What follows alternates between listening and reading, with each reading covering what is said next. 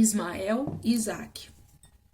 Eu gosto muito dessa história porque não só os dois rapazes, os dois meninos, trazem um entendimento do que é o reino espiritual, do que é o reino físico, do que Deus pretende nos mostrar com essa história, mas também as suas mães, né, as suas genitoras, aquelas que então trouxeram ao mundo esses dois meninos.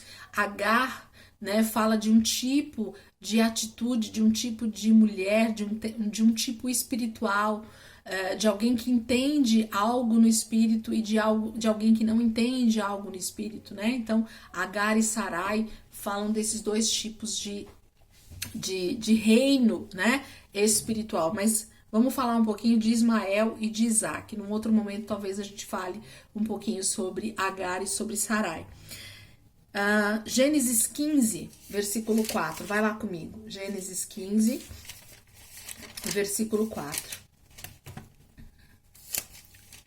Diz assim, Gênesis 15, versículo 4. Então, o Senhor deu-lhe a seguinte resposta: seu herdeiro não será esse.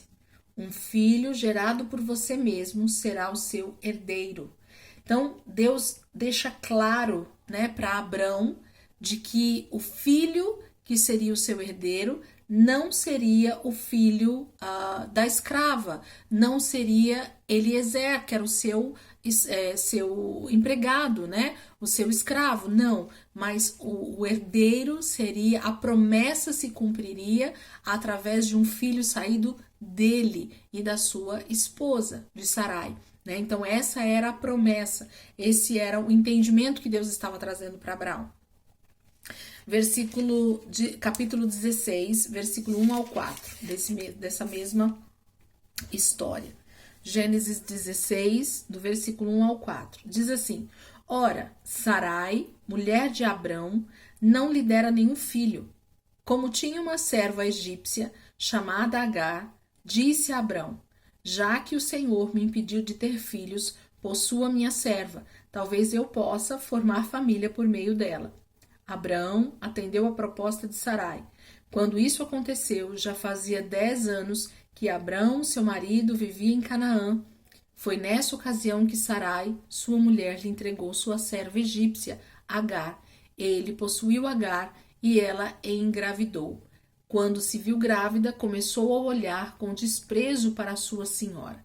Então, a história está contando aqui para nós a forma com que Ismael vem ao mundo, como Ismael foi gerado, para que a gente possa entender, então, esse paralelo novamente, que a gente vai falar um pouquinho sobre ele. Depois eu quero que vocês vão para o versículo 15. No mesmo capítulo 16, no versículo 15, desce um pouquinho aí. Agar teve um filho de Abrão, e este lhe deu o nome de Ismael. Abraão estava com 86 anos de idade quando Agar lhe deu Ismael. Então, essa serva egípcia, que é dada então a Abraão por sua esposa Sarai, por acreditar que não poderia engravidar com a idade avançada que ela já tinha, com a idade avançada que Abraão já tinha, Sarai acreditava que a promessa de Deus poderia se cumprir através de, então, a sua serva Agar. E ela dá, então, Agar para Abraão como mulher, e ela engravida e tem um filho, e esse filho é Ismael.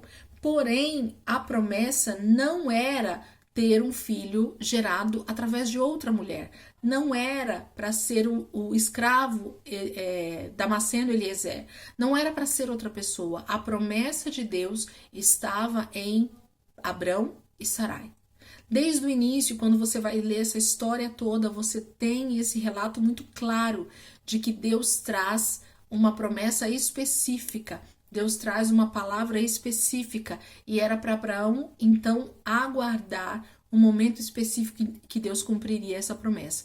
Mas nós, seres humanos, temos a tendência de achar que está demorando, de que não é bem assim, e a gente gera, então, os chamados Ismaéis. Eu falo isso algumas vezes quando eu vou falar sobre essa palavra, que o problema aqui foi gerar Ismael, e Ismael é o problema até hoje em Israel.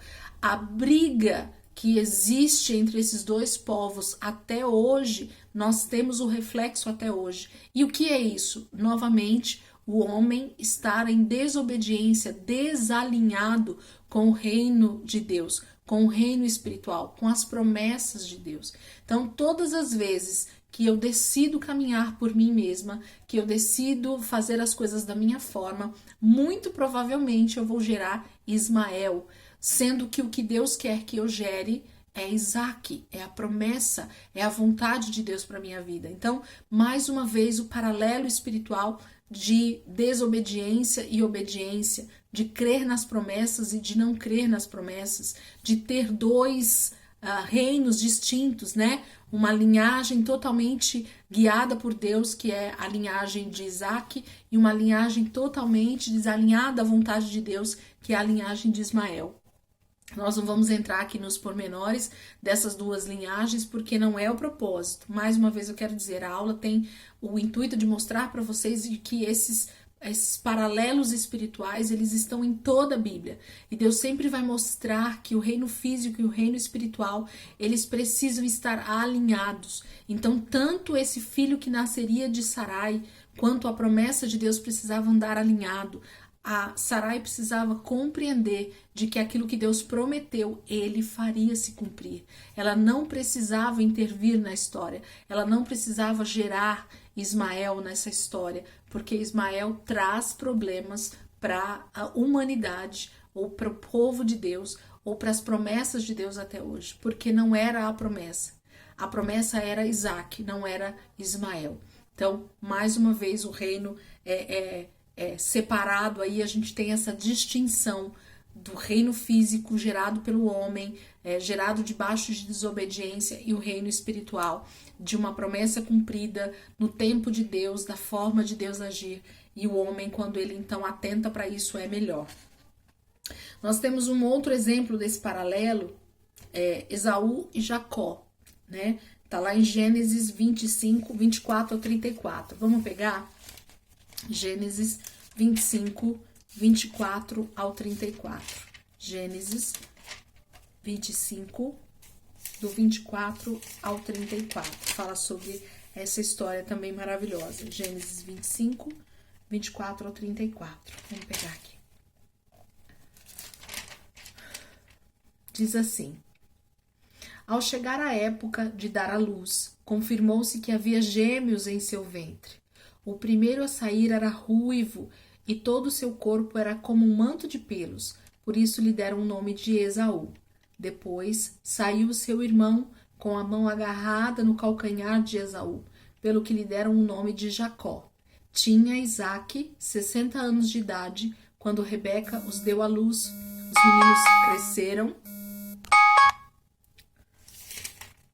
Os meninos cresceram. Esaú tornou-se caçador habilidoso e vivia percorrendo os campos, ao passo que Jacó cuidava do rebanho e vivia nas tendas.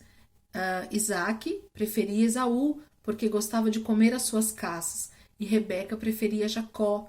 Certa vez, quando Jacó preparava um ensopado, Esaú chegou faminto, voltando do campo, e pediu-lhe: dê-me um pouco desse ensopado vermelho. Estou faminto, por isso também foi chamado Edom. E respondeu-lhe Jacó: venda-me primeiro o seu direito de filho mais velho. E disse Esaú: estou quase morrendo, do que me vale esse direito? E Jacó, porém, insistiu: jure primeiro. Ele fez um juramento, vendendo o seu direito de filho mais velho a Jacó. Então Jacó serviu a Esaú pão com ensopado de lentilhas. Ele comeu e bebeu, e levantou-se e se foi.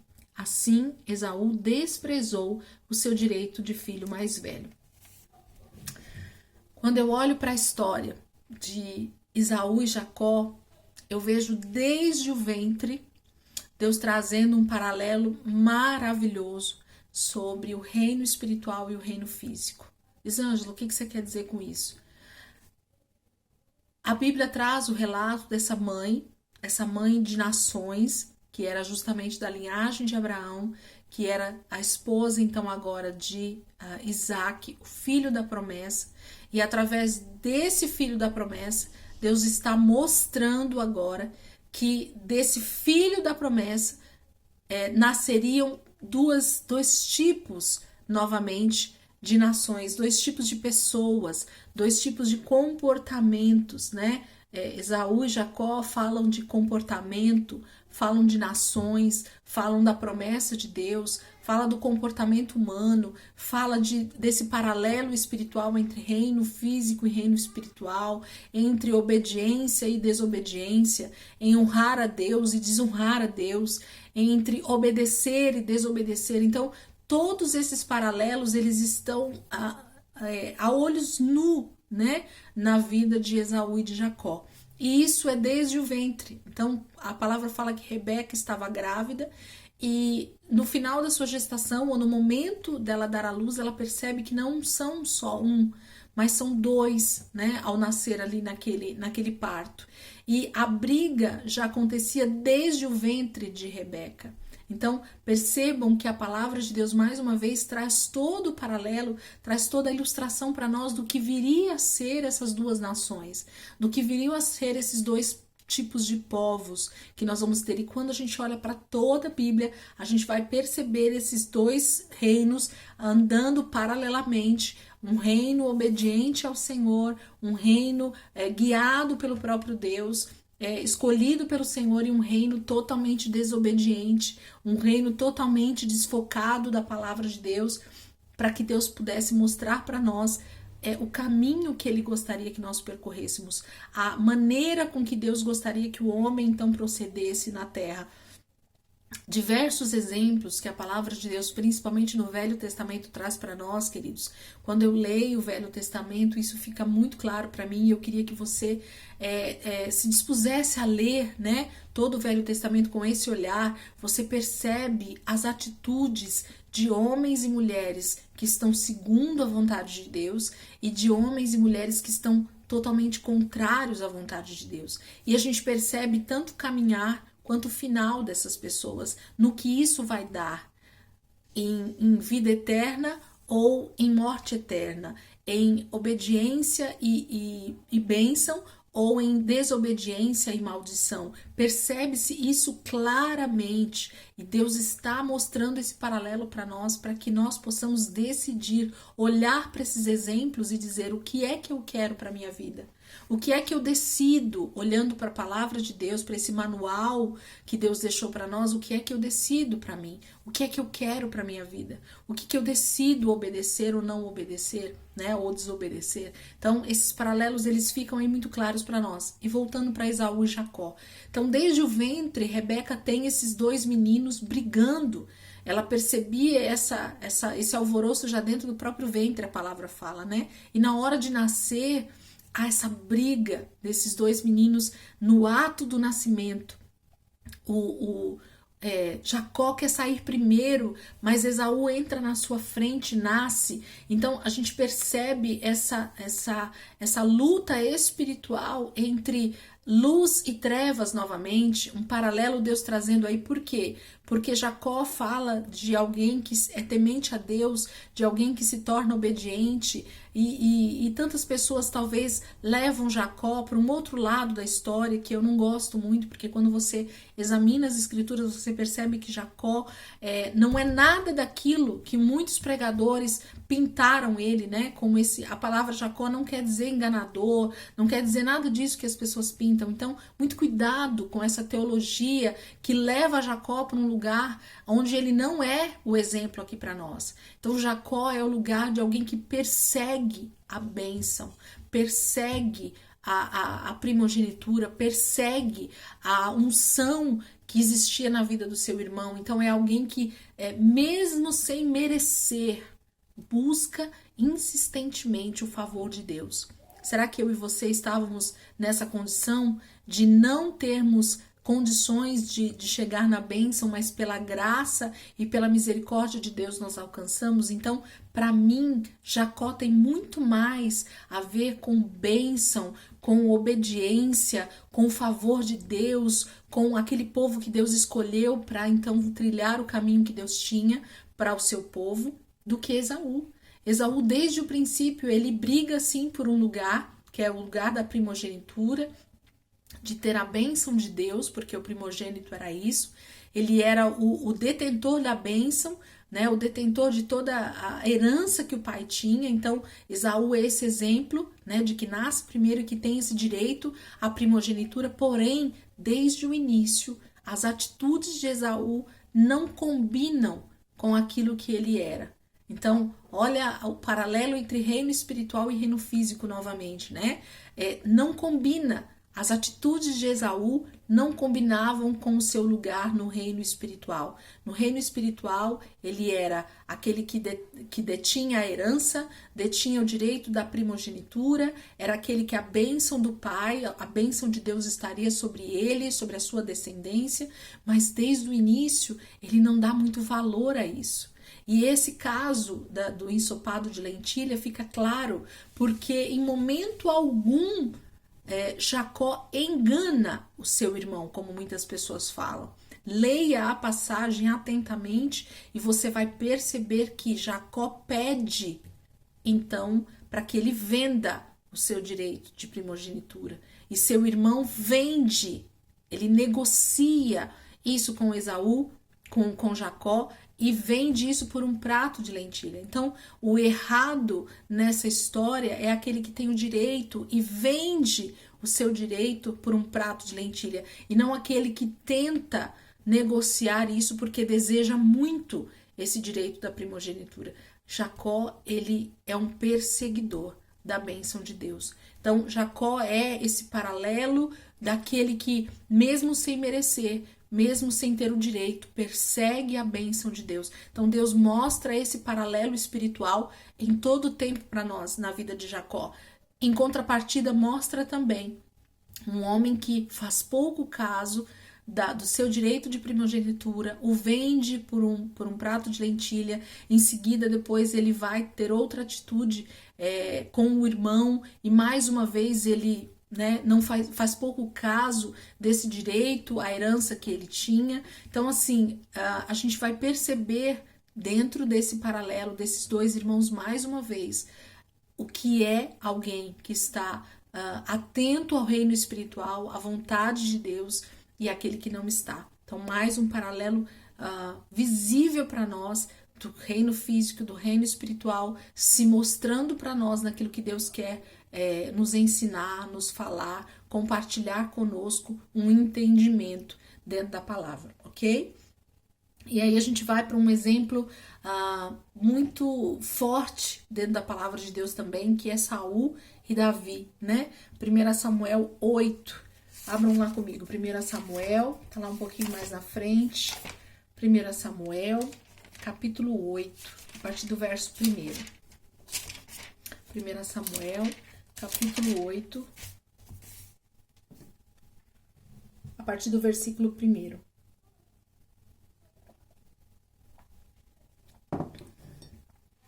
Vamos lá? 1 Samuel, capítulo 8, a partir do verso 1. Diz assim: Depois disso, Davi derrotou os filisteus, subjugou e tirou do controle deles Meteg e Amá. Davi derrotou também os moabitas. Ele os fez deitar-se no chão e mandou que os medissem com uma corda. Os moabitas que ficaram dentro das 2 primeiras medidas da corda eram mortos, mas os que ficavam dentro da terceira eram poupados. Assim, os moabitas ficaram sujeitos a Davi, pagando-lhe impostos. Além disso, Davi derrotou Hadadezer, filho de Reobe, rei de Zobá, quando Hadadezer tentava recuperar o controle na região do rio Eufrates. Davi se apossou de 1.000 dos seus carros de guerra, 7.000 cavaleiros e 20.000 soldados de infantaria. Ainda levou 100 cavalos de carros de guerra e aleijou todos os outros.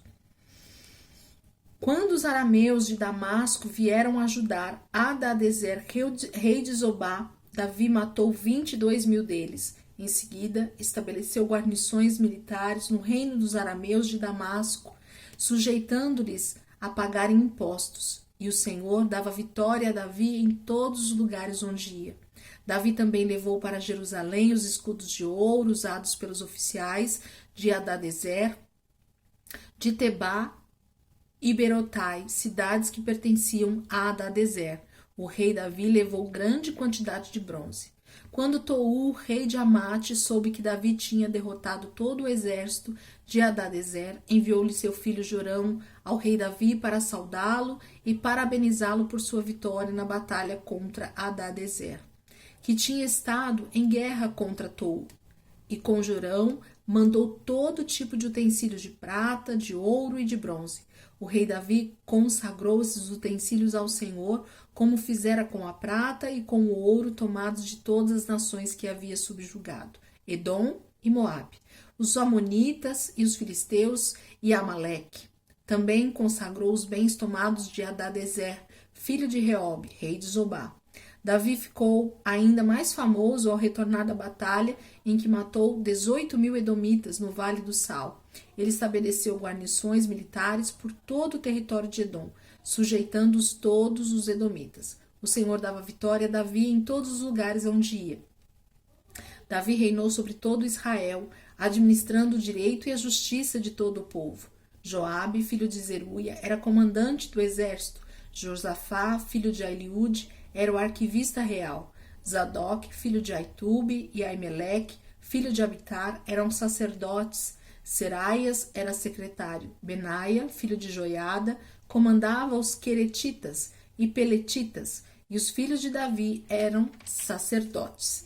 Então, nós temos aqui a história de um homem, e aí nós vamos entender que Davi tinha uma posição em que Deus o dava vitória em tudo que ele fazia, em todas as conquistas que ele tinha.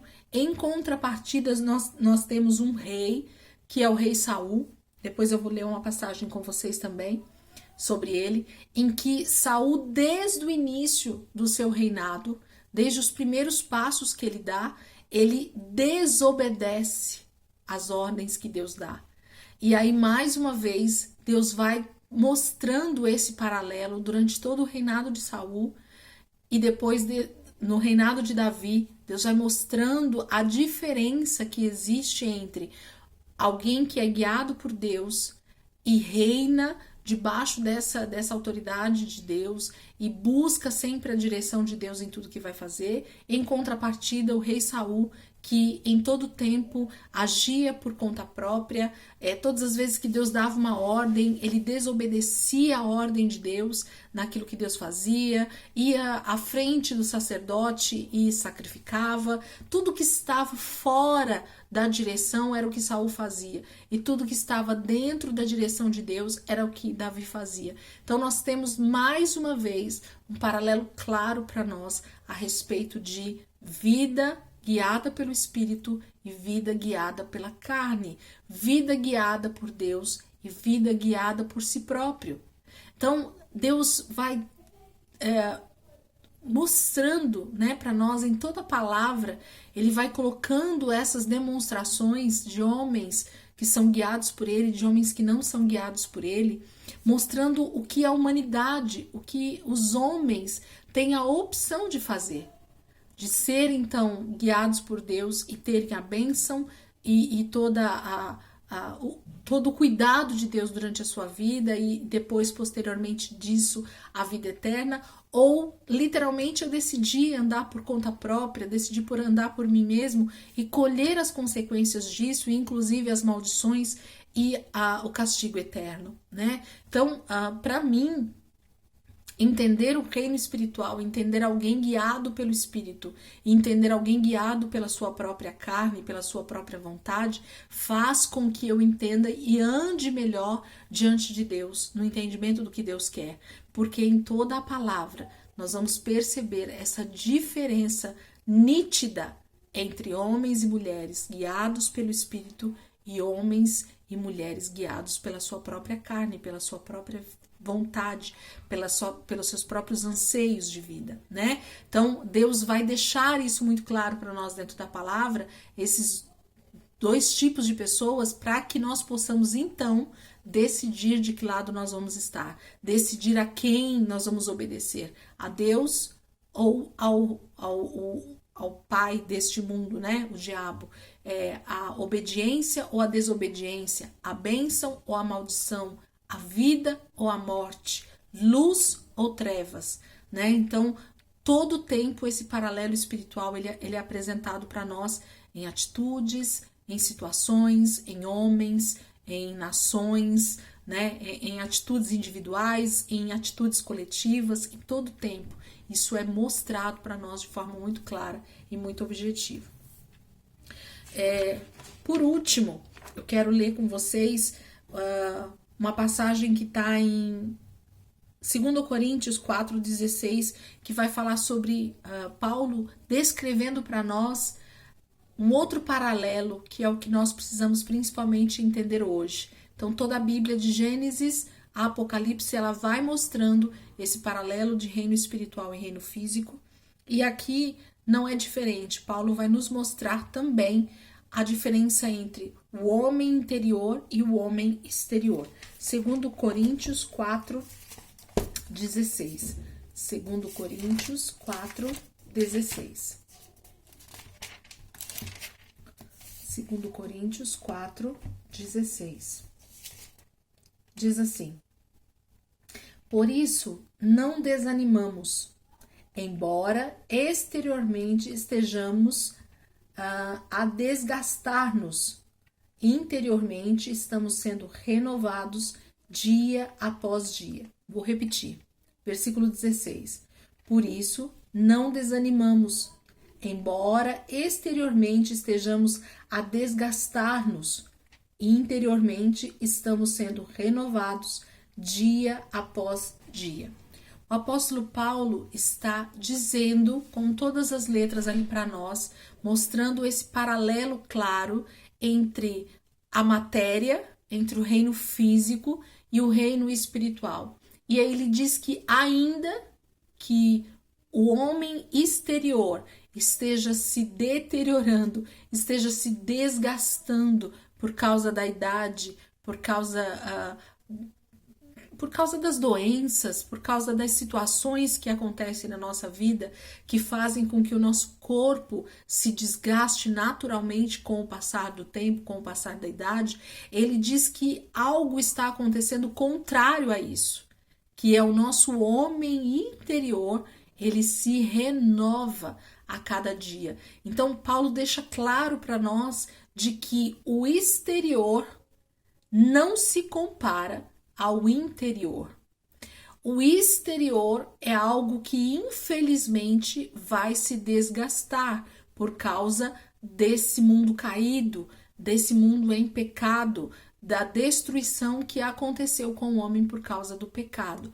Porém, ele diz que há uma esperança nesse homem interior, quando ele nasce de novo, ao invés dele se desgastar, a palavra diz que ele é tão eterno que ele vai se renovando dia após dia. Então é como se eu tomasse uma poção de vida, como é que fala aquelas poção de se rejuvenescer todos os dias de manhã, espiritualmente falando. O meu espírito, o meu homem interior, aquele que nasceu de novo, ele passa a viver uma renovação diária. Por quê? Porque nós passamos a ser eternos. Nós vamos morrer fisicamente, mas a palavra de Deus diz que nós viveremos eternamente. Então, ainda que a minha carne, ainda que o meu corpo físico, ele se desgaste e morra, existe uma herança espiritual e o meu espírito, ele não morre e ele não se desgasta. Então, Paulo, ele vai em diversas passagens falar sobre esse paralelo espiritual entre uma realidade espiritual do nosso homem interior e uma realidade espiritual do nosso homem exterior, que se corrompe, que fica doente, que sofre com a idade, que perde a visão, que começa a ter problemas físicos para andar com o passar dos anos e diversas outras coisas. Porém, ele diz que há um contraponto maravilhoso e é esse que nós precisamos estar atentos, que é o reino espiritual, que é o mais importante, que é o nosso homem interior. Ele se renova dia após dia. E Ele é o mais importante de tudo. Ele é o que importa, né? O nosso homem interior, a nossa vida eterna, o nosso reino espiritual muito mais vivo do que o reino físico. Então eu costumo dizer que quando nós passamos a ter entendimento a respeito desse reino físico e desse reino espiritual, do que realmente importa espiritualmente falando, em detrimento das coisas materiais e das coisas que se acabam, e desse tempo que é passageiro, desses anos que eu vou viver, mas que é totalmente passageiro, né? Agora, a vida eterna é eterna, e é nisso que eu preciso me preocupar. Eu deixo aqui na apostila para nós assim, ó. Jesus, na oração do Pai Nosso, deixa claro que é possível viver aqui na terra como é no céu.